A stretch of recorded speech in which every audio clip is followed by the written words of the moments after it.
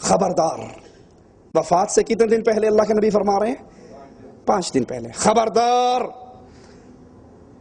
تم سے قبل جو لوگ گزرے وہ انبیاء کی قبروں پر مسجدیں بنایا کرتے تھے. خبردار تم قبروں پہ مسجدیں نہ بنانا. میں تمہیں سختی سے اس عمل سے روکتا ہوں.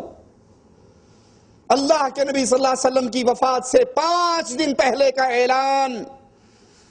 تم سے پہلی امت یہود و نصارہ انبیاء اولیاء اتقیاء کی قبروں پہ انبیاء کی قبروں پہ مسجدیں بناتے تھے.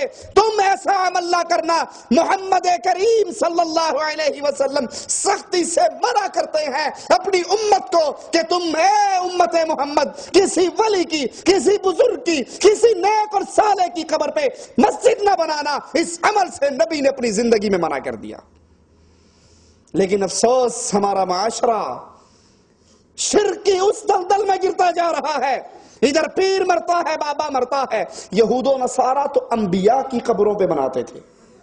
یہ نقطہ بھی یاد رکھنا. یہود و نصارہ کس کی قبر پہ بناتے تھے؟ انبیاء کی. اور ہم کس کی قبر پہ بناتے ہیں؟ کوڑے شاہ،